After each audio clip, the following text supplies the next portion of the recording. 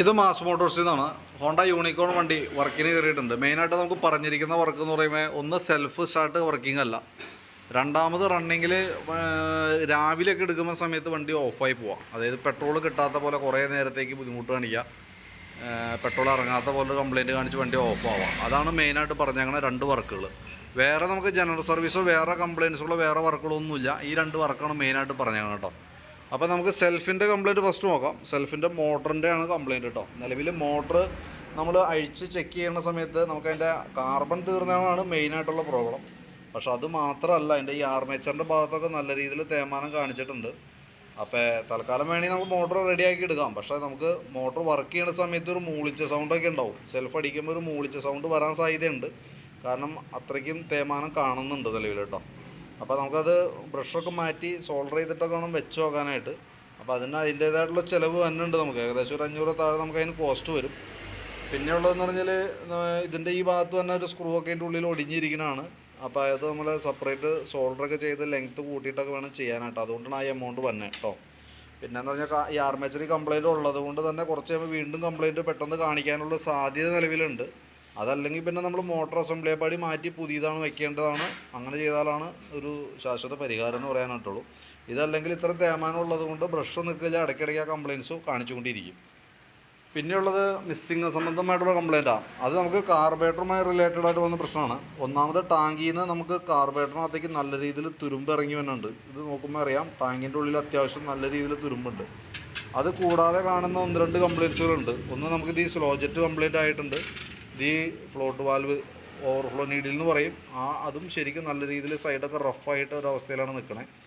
പിന്നെയുള്ളത് vacuum പിസ്റ്റനാണ്. Vacuum പിസ്റ്റൻ്റെ ഭാഗത്തും തേയ്മാനം കാണുന്നുണ്ട്. ഈ സൈഡൊക്കെ അത്യാവശ്യം തേയ്മാനമുണ്ട്.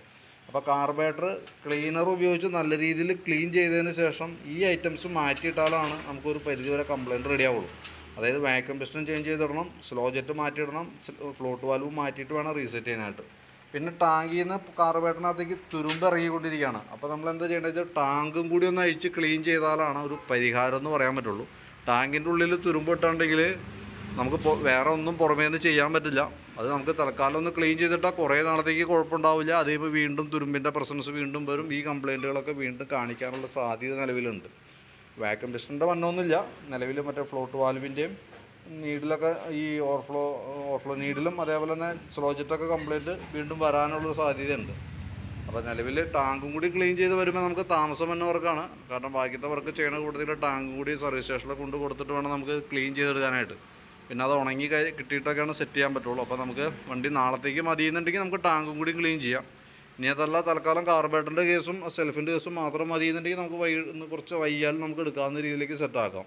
പക്ഷേ ടാങ്കിൽ നിന്ന് പെട്രോൾ ഇറങ്ങി വരും. അതിനകത്ത് തുരുമ്പിൻ്റെ അംശമുള്ള പെട്രോളാണ്. വീണ്ടും പെട്ടെന്ന് കംപ്ലയിൻറ്റ് കാണിക്കും. ക്ലീൻ ചെയ്തിട്ട് കഴിഞ്ഞാൽ പതുക്കെ വരുള്ളൂ. കാരണം കുറച്ച് ടൈം എടുത്തിട്ടാണ് പിന്നെ ടാങ്കിനകത്ത് തുരുമ്പൊക്കെ ഫോം ചെയ്ത് പിന്നെ പെട്രോൾ മിക്സ് ചെയ്തൊക്കെ ഇറങ്ങി വരാനുള്ളൊരു സമയമൊക്കെ എടുക്കും. പക്ഷേ ഇതെന്ന് പറഞ്ഞാൽ ഓൾറെഡി അതിനകത്ത് ഉണ്ട്. അത് പെട്ടെന്ന് ഇറങ്ങിയതിനകത്തേക്ക് വന്ന് കംപ്ലയിൻറ്റ്സ് പെട്ടെന്ന് കാണിക്കാനുള്ള സാധ്യതയുണ്ട് ടാങ്ക് ക്ലീൻ ചെയ്തില്ലെങ്കിൽ കേട്ടോ. അപ്പോൾ വീഡിയോ കണ്ടുകഴിയുമ്പോൾ നോക്കിയിട്ടൊന്ന് പറയാം. ഞാനിപ്പോൾ കാർബേറ്റർ ക്ലീനർ ഉപയോഗിച്ച് ക്ലീൻ ചെയ്ത് അതിൻ്റെ ഈ items vacuum piston, float valve, slow jet ഇത്രയും മാറ്റി ചെയ്യുമ്പോൾ ഏകദേശം എത്ര വരുന്നൊരു എസ്റ്റിമേറ്റ് ആക്കി നോക്കിയിട്ട് പറയാം. കൂട്ടത്തിക്കടെ സെൽഫ് മോട്ടർ റിപ്പയർ ചെയ്യുന്നതിൻ്റെ രീതിയിലുള്ളൊരു എസ്റ്റിമേറ്റാണ് ഇടണേ.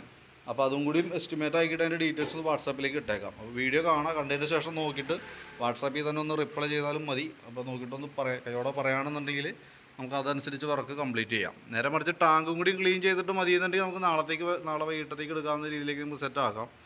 അതും കൂടി ചെയ്ത് പോകണമാണ് നല്ലത്. എന്തെങ്കിലും വീഡിയോ കണ്ടതിന് ശേഷം നോക്കിയിട്ടൊന്ന് റിപ്ലൈ ചെയ്യും. അതനുസരിച്ച് നമുക്ക് ചെയ്യാം. ഓക്കെ.